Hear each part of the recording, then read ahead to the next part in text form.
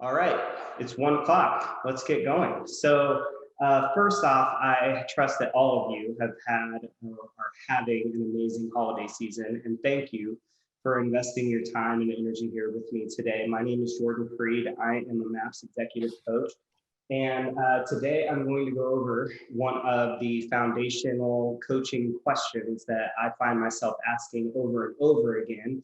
And it all lives inside of a model. And so this isn't a model that I actually created. And real quick, from a housekeeping perspective, if you're not on mute, just go ahead and mute yourself. And we will spend about 5 to 10 minutes at the end of today's session. If you have questions that we can answer those then. So this model isn't one that I created. It was one I actually ripped off from a fabulous book that if you're interested in human performance, I would encourage you to read. And it's called The Inner Game of Tennis by Timothy Galloway. And inside of that book, he lays out the model of performance. Write this down. Performance equals potential minus interference. Performance equals potential minus interference. And I'm getting feedback that there's an echo. So is everybody else getting that? Just give me a yes or a no. Are we good? Okay. Is that any better?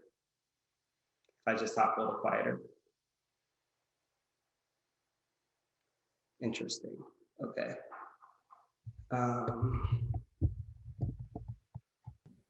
No echo. I think it's just the room that you're in. Okay, can you hear me? Is it better now?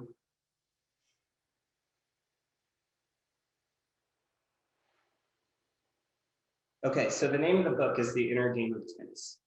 And the thing that I like to ask people, particularly if you are new to me, like if you're a new client, is I want to get a perspective of how you feel about your own success in your own life. So what I'll typically ask, and I'm going to ask all of you to participate here, is on a scale of 0 to 10. And we're talking about overall in your life, how you would rate your success and performance. 10 being you're absolutely nailing it, and 0 being you are failing miserably. How would you rate the performance that you have in your life right now? So 0 to 10, go ahead and put that number down. And I see a bunch coming through, 7, 6, 5. Yeah. So now here's the thing. The most common answer I get is 6. That is the most common number I hear. And so that's where the rest of this formula comes into play. So here's my next question. Okay, so thank you for giving me your number. My next question for you is, if you didn't write 0, which thank God I haven't had anybody write 0, why didn't you write 0? So what I want to know is, where do you feel like you're winning? Because here's a principle. Number 1, I can't build off of your failure. I can only build off of your success. And number 2, you will never become a winner talking to yourself like a loser.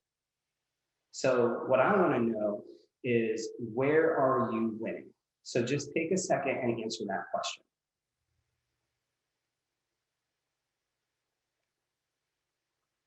Now, I've also, like I said earlier, never had anyone write a 0. I've also never had anyone put a 10.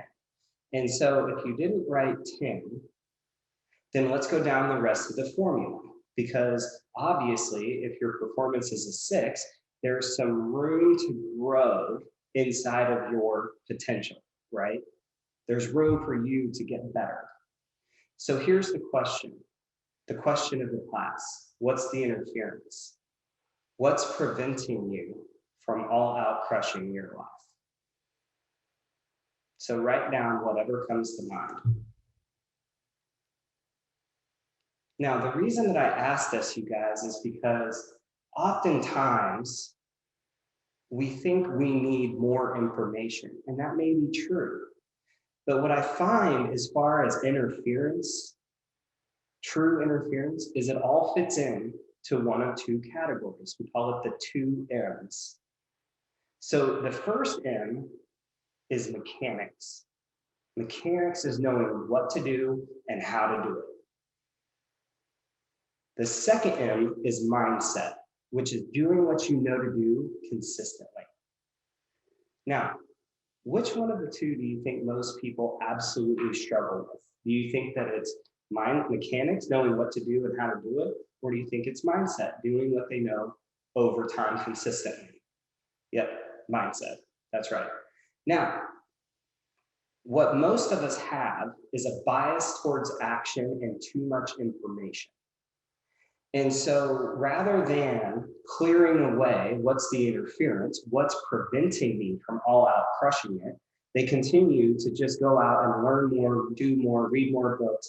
And what I've kind of dedicated myself to over the last 2 or 3 years is identifying what's the interference that's preventing you from crushing it, taking that interference out of your mindset, thus opening up the highway and allowing you to tap more into your potential, thus drive your performance numbers up. And here's what I'll tell you, that a lot of times when people tell me their interference, the two most common answers I get, number one is time blocking, and the second one is the disease to please. But what I want you to get is that oftentimes that is a symptom, not a root cause. Now, I'm going to go a little bit deep with you here because that's what I do. And I'll never forget a call I had with a lady, and I asked her the same level of questions I asked all of you. We got to interference. She gave me her answer. And she said, you know, my answer is that I spend all day running around. My clients run me ragged. I'm answering the phone. It feels like it never ends. And I said, so it sounds like you've got the disease to please. And she said, yeah. And I said, okay, so very important question. Is that something that you were born with? Or did you learn that behavior? And she said, well, I learned it. And I said, okay, cool. What's your earliest memory of the disease to please? And so what we unpacked was that she grew up in an environment where she had an abusive, alcoholic father who was physically violent to her mom. And what she figured out as a little girl is that if she kept him preoccupied by just doing whatever it was he asked her to do, that he would keep him engaged and not going after her mom. That's where she picked up that behavior. And she thinks it's time blocking, and that's what ultimately needs to be fixed. So what I want you to understand is that there are symptoms and there are causes. And so the symptom for her is running around all day, letting the business control her. But the cause of that was a behavior she picked up as a young kid. And so what I'm inviting you to do is whatever you wrote down as preventing you is to spend a little bit of time asking or answering this question. Is that a symptom or is that a cause? And truly spend the time digging down to figure out what is the root cause of that behavior. What would I have to believe in order to engage in that behavior that is preventing me from getting what it is that I want? Okay, so most common bits of interference that I hear are what I'm going to share with you here today.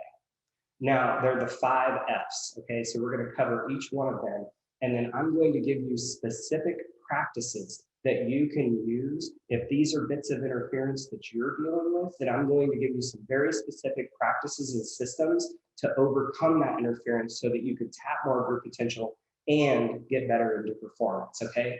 So the first one that I see most often is fatigue. People have uphill goals and downhill habits. And unfortunately, the most common model in the MREA, the Millionaire Real Estate Agent book that is missed is the energy model. It's on page 308 of the MREA.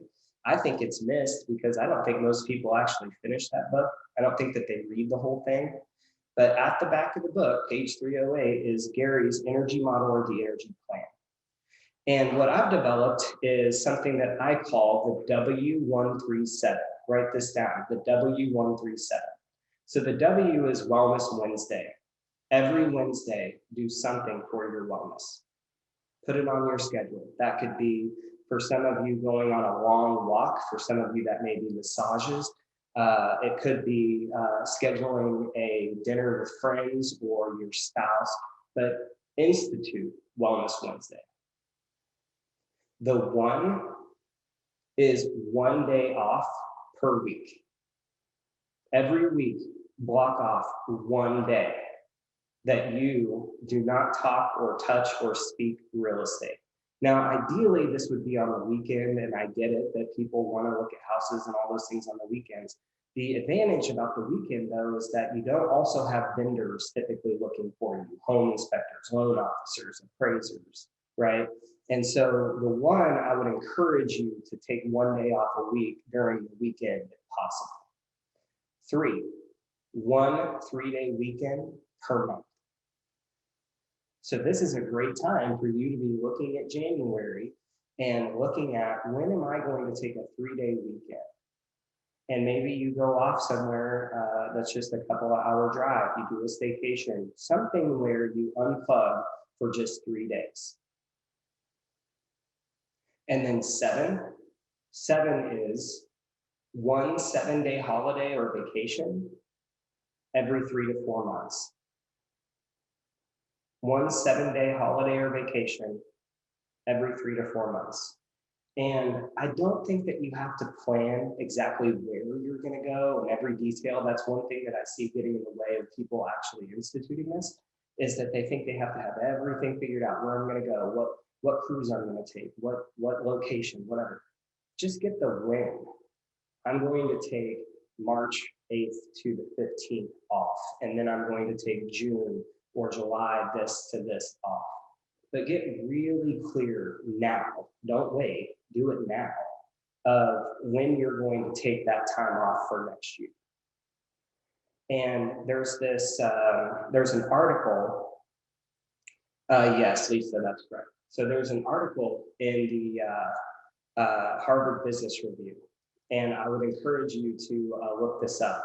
But it's called the Coaching Leaders. And in it, they talk about, oh, I'm sorry, I screwed that up. I'll type it into the chat box here. It's called The Making of a Corporate Athlete. And what they talk about is that there is this state, we call it the ideal performance state. So Making of a Corporate Athlete is the name of the article.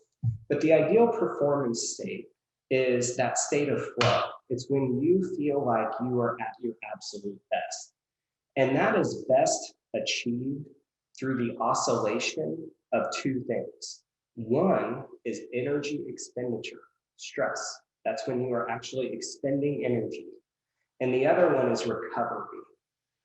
Now, if you talk to any professional athlete, my father-in-law, for example, is somebody in his lifetime who's run like 40 or 50 marathons.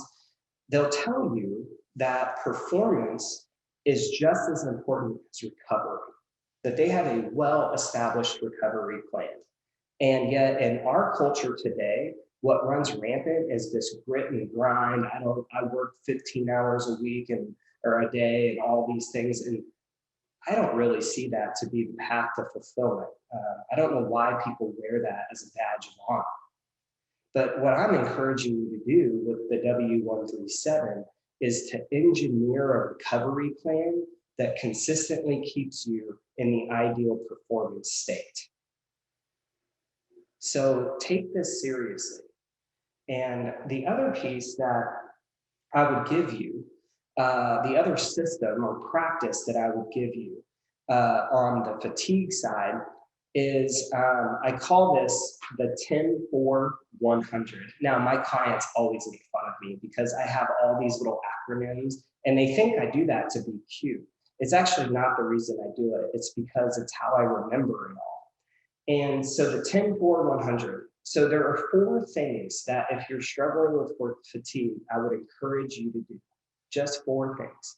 And there's really no excuse not to do these 4 things every single day. The first one is 10 pages of a good book. 10 pages of a good book.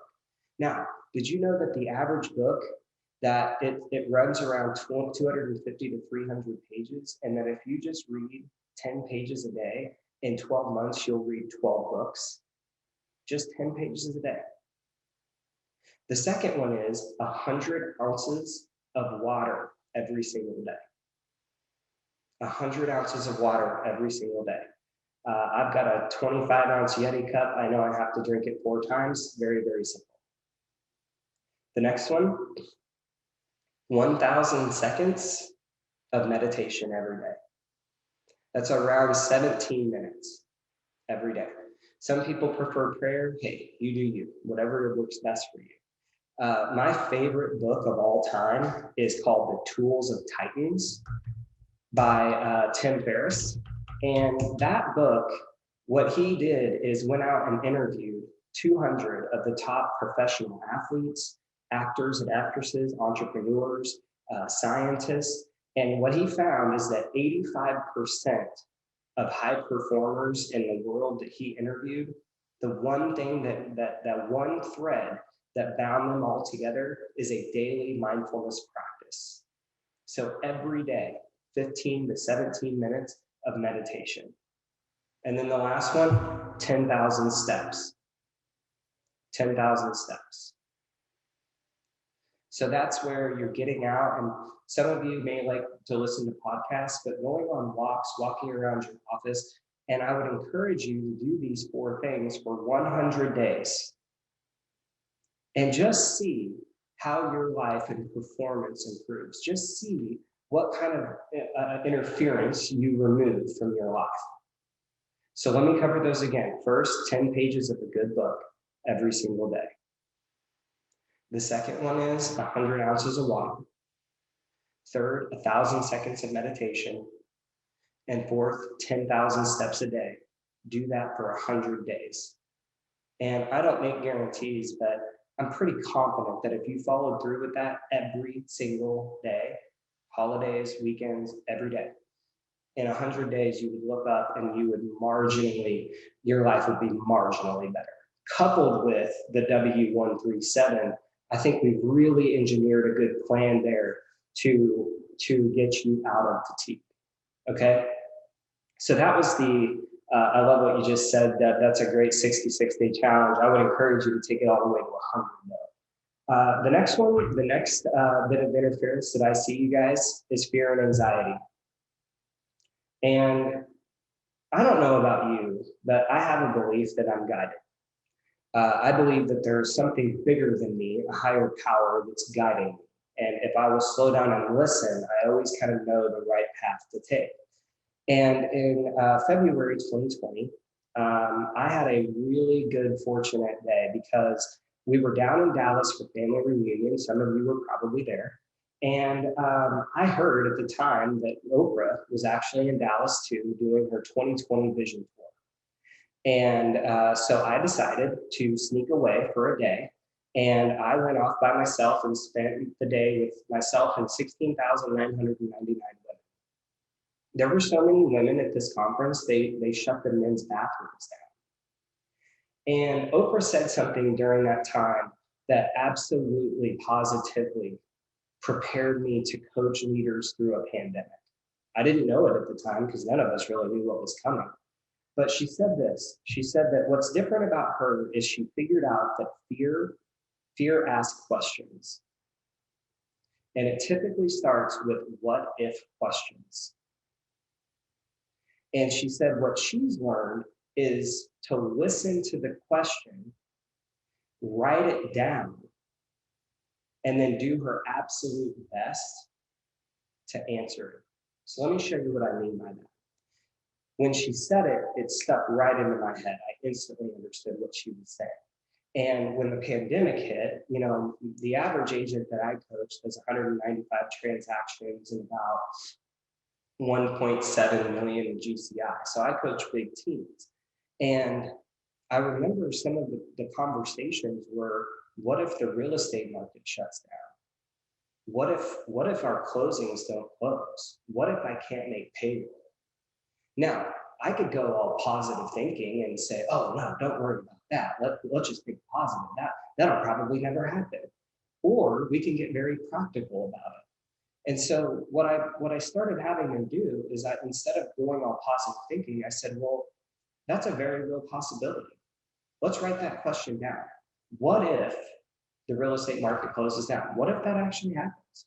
What if your closings don't close? What if you can't make payroll? And see, at a different time in my life, I heard it or read an article about how the military plans for an operative. And whenever they run an operation, at least at this time, they use an acronym. And the acronym is 4 letters. It's the word PACE, P-A-C-E. So when they run an operative, what they do is they have a primary plan, they have an alternate plan, a contingency plan, and an emergency plan. So what I did is I took Oprah's exercise of listening to the questions that fear asks, writing them down. And then what we did is we created 4 layered plans that were a solution to those questions. So what if I can't make payroll? Okay, what if that actually happens? What would be our primary plan? What would be our alternate plan? Contingency and then emergency. And I can't tell you the number of people that moved from wimp to warrior purely through that conversation. But what I find often with people is that your brain is actually asking you the right questions to get you ready. Most of your fears are very productive, but what you don't do is write the question down and prepare a plan about it. What you do is you let it live in your mind as a never-ending loop, and it's like a shoe in the dryer of your head just rumbling around all day. Your brain asks you magnificent questions, but you interpret them as fear and doubt, and you don't get the power from them because you don't take the time to answer them. I see it literally every day. Literally every day. So if you want to learn how to deal with fear, if fear is your interference, then write the question down, get it out of your head, and then create a 4-part plan that would ultimately make that fear very productive and allow you to continue to move forward. Now, the other side of fear is anxiety. And anxiety during the pandemic and even today, it runs rampant. And there are 4 questions that I ask people, 4 practices that I encourage them to engage in to figure out how we can use this anxiety rather than it using us. So whenever somebody shows up to a call with me and they're feeling that sense of anxiety, I always ask them these 4 questions. I'm going to give these to you now. Number 1, what is it that you're not doing that you know you should do? What is it that you're not doing that you know you should do? What are you ignoring or putting off? Second question, what is it that you're doing that you know you shouldn't be? What is it that you're doing that you know you shouldn't be? During the pandemic, the 2 most common answers I got on this was watching too much news and drinking too much booze. That's what people were doing that they shouldn't have been doing. And it was feeding this sense of anxiety. Third question, what is the uncontrollable you are seeking to control? What is the uncontrollable you are seeking to control? Control is all about fear.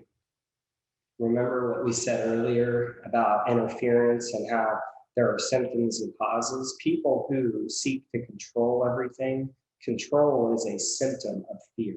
I am afraid, and I feel like if I control everything, then I'll know what to expect, and I won't have to deal with the unexpected. But whatever you control controls you. I'll never forget, I have an 8-year-old, Leah, and I walked into my living room and she had both of her hands behind her back. And I said, what's behind your back, Leah? And she wouldn't tell me. Now, what she didn't know is that there's a mirror on the other side of our living room, and I can actually see her hands. She's got a ball behind her back. And what she's hoping is that I'll turn my back and then she's going to throw the ball. And so it was such a great analogy of what happened, because I started walking towards her, and she can only move laterally, side to side, or backwards, right? She can't come forwards because she doesn't want me to see what's behind her back. And so eventually I got her into a corner where she can't move at all. And see, she's trying to control me not seeing the ball, but ultimately it controlled her and put her into a corner where she can't move at all. And if you really understood what you have control over and what you have no control over, and you stopped investing energy in worry, because worry is just praying for what you don't want. If you stopped that, your life would get marginally better. But what is the uncontrollable you are seeking to control? And then the fourth one, what is the molehill you're making into a mountain? What is the minor you're majoring? We tend to perceive things as life and death, even if in 2 to 3 years or 2 to 3 weeks or 2 to 3 days, you're not even going to remember this. So what is the minor I'm majoring in? What is the molehill I'm making into a mountain? Those are the 4 questions for you to work through, the 4 practices for you to work through anxiety. So we've covered fatigue, we've covered fear and anxiety. Third one, focus. Focus. Now, the first thing I want you to understand is that focus equals feeling. Whatever you're focused on is what you're feeling in this moment. Now, what controls focus? That's easy. Questions. If you ever have to define what thinking is just asking yourself questions and answering.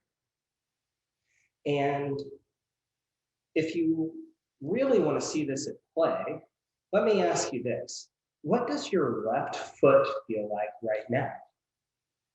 Is it on the floor or is it hanging off the chair? Do you have it propped up on something? Do you have a shoe on? Do you have a sock on? Is the shoe or sock hot? Is it cold? Is it tight? Is it loose? What do your toes feel like? Does it feel like your foot's asleep? Now, all of you at this moment are feeling your left foot, and I would wager that none of you were thinking about your left foot until I just said something. So you're feeling your foot because you're focused on it. And what controlled that focus was the question that I asked you. And see, most of you live in what I call slavery questions. Questions like, what do I have to do today? What do I have to do today? Think about the message that that sends to your nervous system. Have to. So if you want to take control of your life, if you want to remove interference, then engineer really powerful questions. And each day, write down your answers to them. And the most powerful question I think you can engineer is, what am I deeply grateful for? Gratitude is wealth. What am I deeply grateful for? What makes me a blessed person? Who makes me a blessed person? Now, if you really struggle with that, there's a book that I would encourage you to get. It stays right on my desk. I read it every year. Man's Search for Meaning. Everyone should read this book. This is probably one of the 3 most powerful books I've ever read. And when you get into that, you'll start to understand the true paradox of being a human being. But what I want you to get from today is that your focus equals feeling. And if you will control it with great questions, you can control your day-to-day experience of your life. Now, the other thing about focus, what I also notice with people is that they focus on what they don't want instead of what they do. I call this focusing on the pole, not the goal. So we've all heard of, or unfortunately know someone in our lifetime who was in a car accident and maybe hit, like, I grew up in a very rural area. And I'll never forget in high school, a girl that I went to high school with hit a telephone pole, and unfortunately it killed her.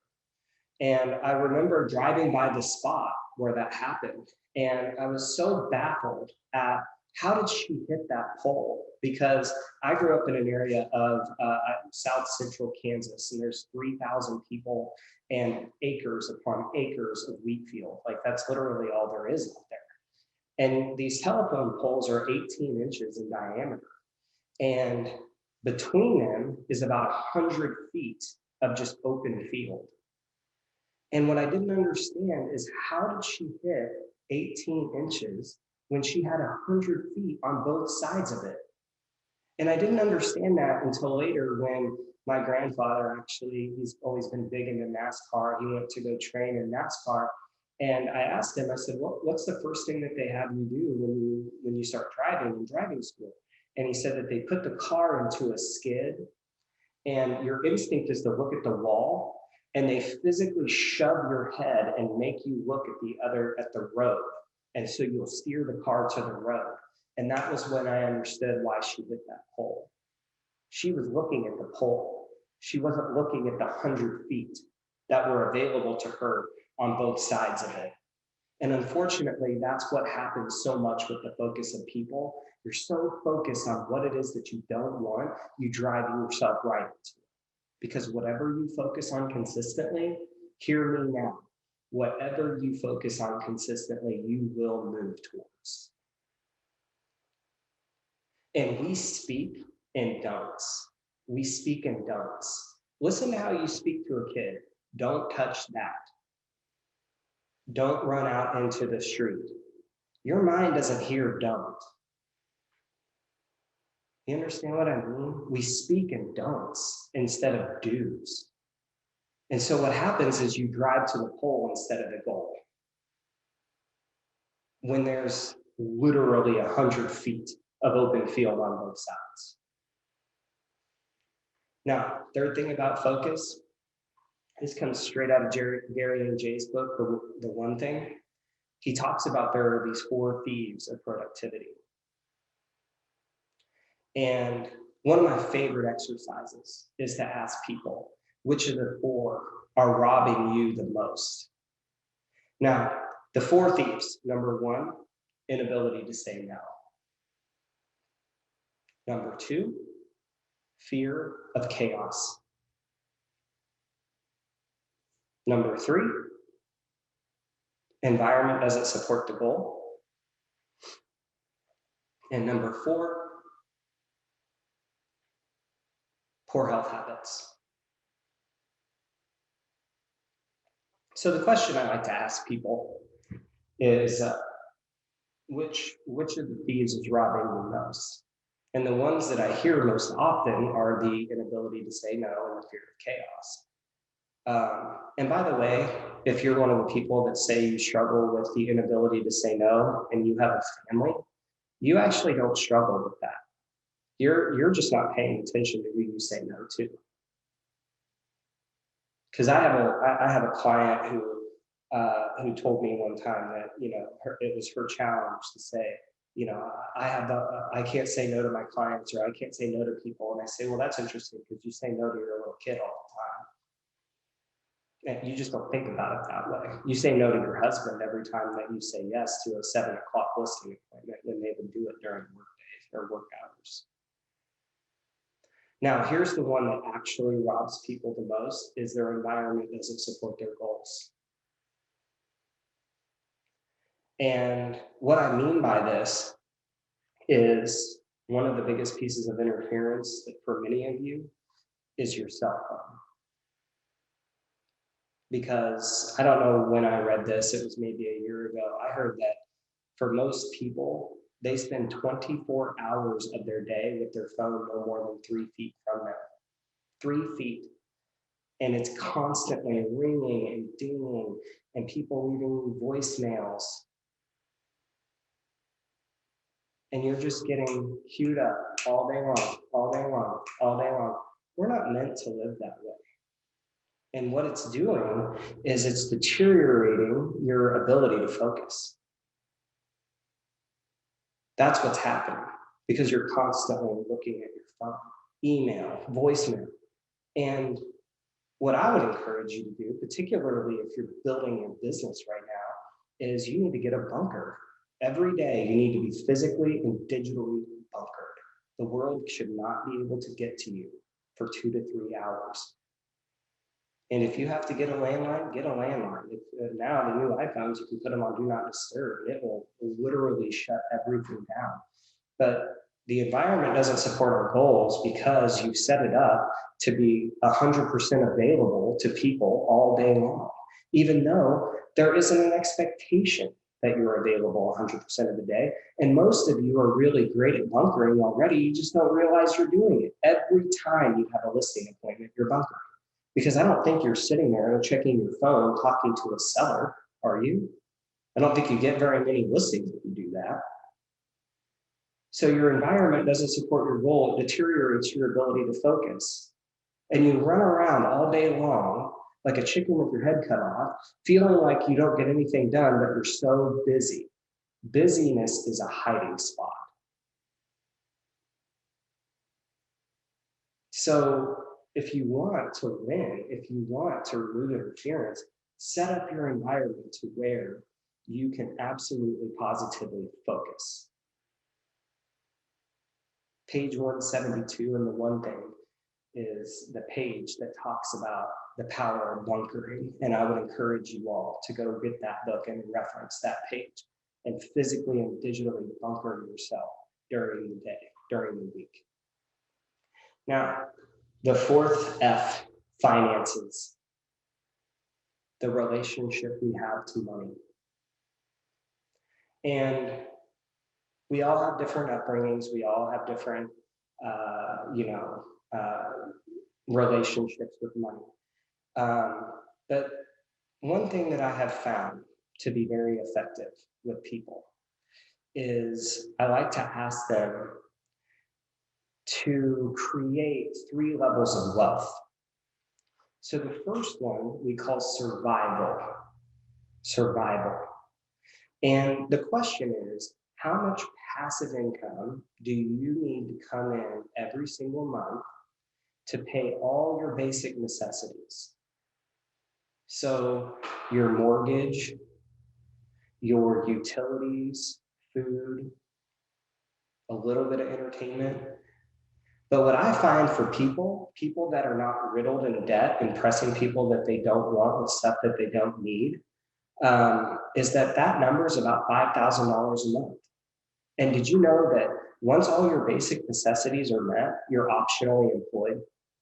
You are now out of the world of have to, and you are in the world of get to. And you happen to work in the industry that is the #1 passive income opportunity and has proven time and time again to be the #1 passive income opportunity available to the human species. So how much money would you need coming in every month for you to just break even on all your bills and survive? Get to that place as soon as possible. The second one is lifestyle. So if you're traveling the way that you want, the entertainment, all those things, how much money would you need coming in every single month for you to live the lifestyle that you really want to live? You know what's funny is that the more money I've made, the less money I actually need. I've figured out I'm a kid from Kansas, and I am more comfortable sitting in a canoe in a dirty river than I am in a Ritz-Carlton. I don't need that much money to live. And especially if you get rid of debt and you aren't really trying to keep up with the Joneses, I find with people, they need about 10 grand a month. 10 grand a month in passive income. They can travel the way that they want. They can hang out, do what they want. And, you have 10 paid off rentals that are each at $1,000 a month. There you go. So get to the survival number, then get to the lifestyle number as quickly as you can. The third tier is legacy. Legacy is, who do you want to set up before you go? I know there's a lot of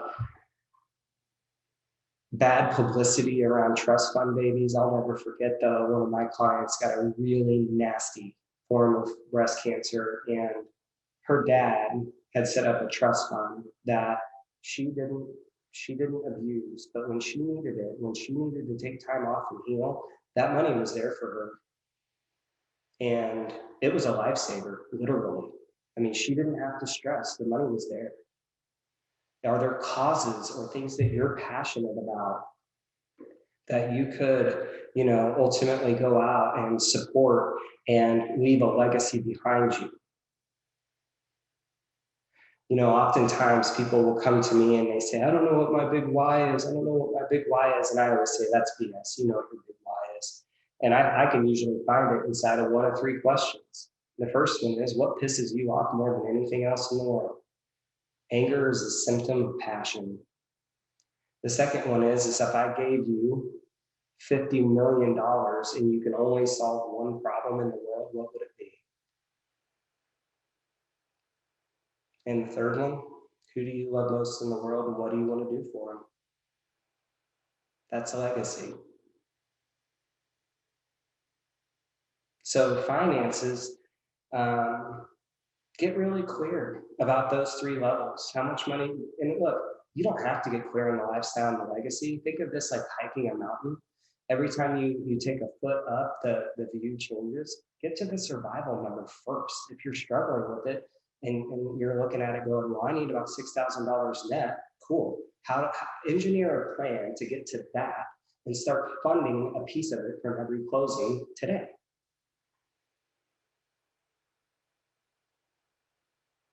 Now, last one, relationship to failure.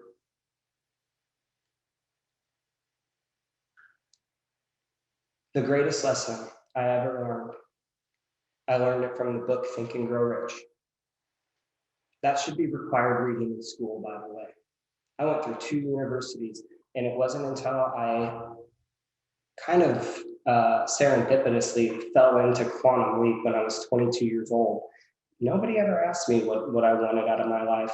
Nobody ever asked me what a successful life like for me looked like. It was always about get a job, get a job. And when I read that, when I went to that class and they mentioned that book, I read the book, and the book said this, and it absolutely changed my life. Failure is a conscious decision to quit. Failure is a conscious decision to quit. There is a difference between failure and result. See, a lot of you are getting results. They're just not the results that you want, and you think that they're failure.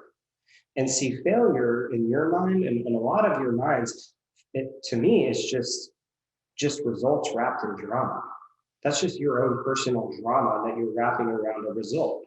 But understand this, that you cannot fail until you make the conscious decision to quit. And any success I've ever had in my life was just from my willingness. I have what I consider to be a high tolerance for suffering, and I just will not quit. I won't quit on people, and I don't quit on ideas unless they need to be quit on because they're not working. But the idea to get to a result, I promise you, just change your relationship to that. You can't fail until you make the conscious decision to quit. Everything else is just results wrapped in drama. And if you would sit back and look at the results that you're getting from an objective viewpoint, and you looked at that and said, okay, I live in a cause and effect world. These are the results. These are the effects. These are not the effects that I want. Okay, let's go back to the cause. Use the 4 questions from the anxiety. What am I not doing that I should be? What am I doing that I shouldn't be? and just keep tweaking it until you get the effect and the result that you want. But see, we lack so much patience in the world today of everything's here in 2 days. But quality long-term results require quality long-term focus. And learning how to deal with disappointment and failure is something that every single elite performer has to learn. But failure does not happen until you make the conscious decision to quit. So failure is 100% within your control. Everything else is just results. So those are my 5 Fs, the ones that I see as most common bits of interference. Just to recap them, they're fatigue, fear and anxiety, focus, the finances, and failure. So I am cool sticking around if any of you would like to ask questions, if there's something that I didn't give you enough info on or that you didn't quite write down. I know one of the things that you might put in the feedback form, and I get this from some of the other courses that I teach, is he didn't have a presentation, he didn't have the slides. I do that on purpose. And that's because I want you to write things down. I want your undivided attention. And what I know happens when I create a PowerPoint is that people want the PowerPoint. And so then I send it and they never review it. It becomes what I call shelf help. Now, just a shameless plug for some of you who really want to dig in deep to what we just covered, I have a full day course that I teach on this called My Freed Life. And we're teaching it in Denver, January 19th. There's the link. If any of you would like to join us, all the information that you need is there. And a lot of what I also covered is available to you for free on my website, which is myfreedlife.com. myfreedlife.com. And that's a site that we've built that has a number of growth tools, and they cover a number of different topics from business and life, wealth, whatever, but it's available. Go check it out. Okay, so I'm going to go through some of these questions. Edith said, what was the first thing you said at the beginning of the call about performance? He told us to write it down. Performance equals potential minus interference. Jorge, thank you. You're welcome, Jorge. You're welcome, Jim. Lisa.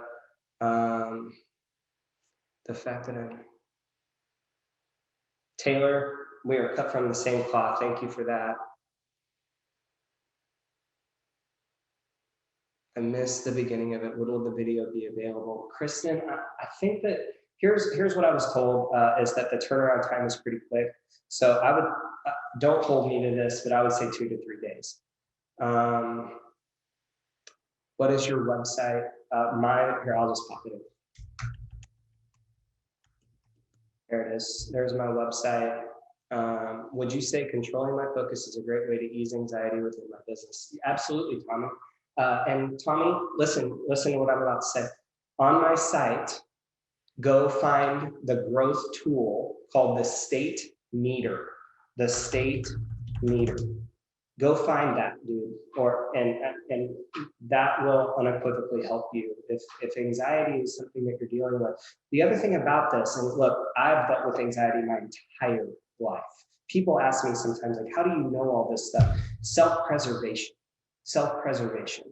because I didn't want to take Prozac when I was in middle school, and that's what they told me I was supposed to do. And nothing against the people who do, I'm not saying that, but I learned all this because it was how I have to live and operate in the world. And what I've also known about anxiety, Tommy, is that sometimes I misinterpret things as anxiety when really it's activation. That I'm thinking that I'm nervous or something when really it's just my nervous system preparing me for something. And when I frame it as, okay, I'm getting ready, I'm activated. This is my nervous system turning on. Not every time, but a lot of the times I can kind of reformat that perspective in my mind, and the anxiety becomes a very powerful force versus a negative one. So, but that state meter will really, really help you with that.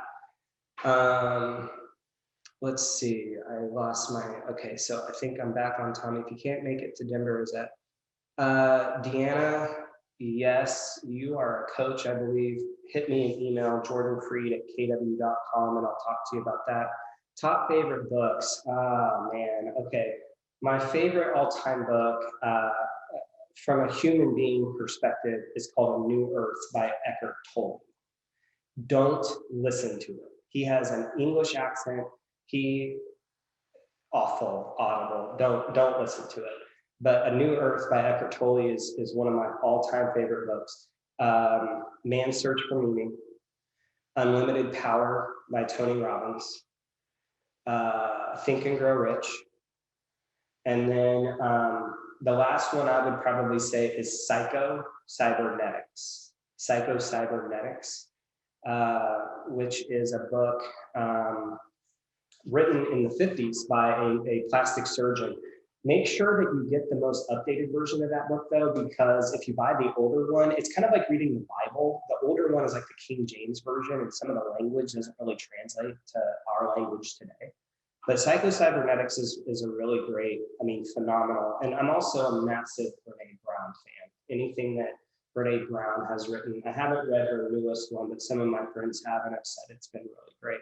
So I think that's 5, and those are the things that I would encourage you to do. Jordan, how does someone raise their financial thermostat? Ozzy, the easiest way to do that is to hang out with different people. You subscribe to your tribe.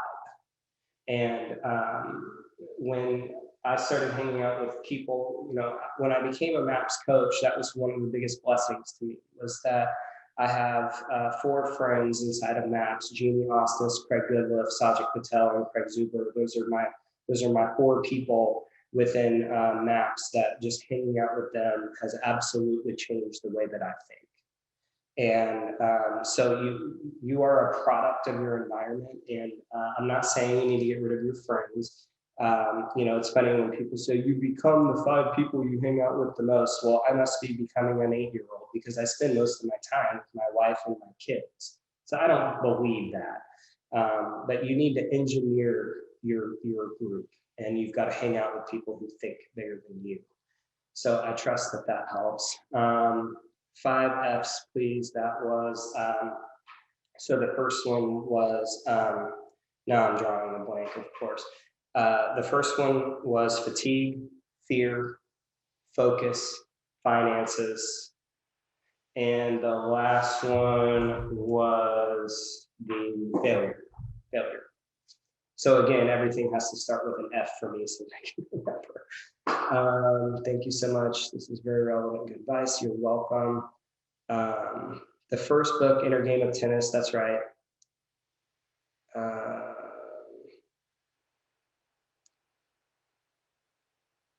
So Cassandra, thank you for the feedback on the mic. This is a brand new office, and it sounds like I need to get a soundproof, so thank you for that.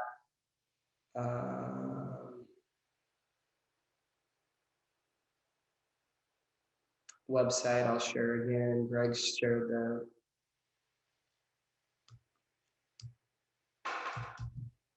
How does someone raise their financial thermostat? I answered that. Okay. I think I've got everything.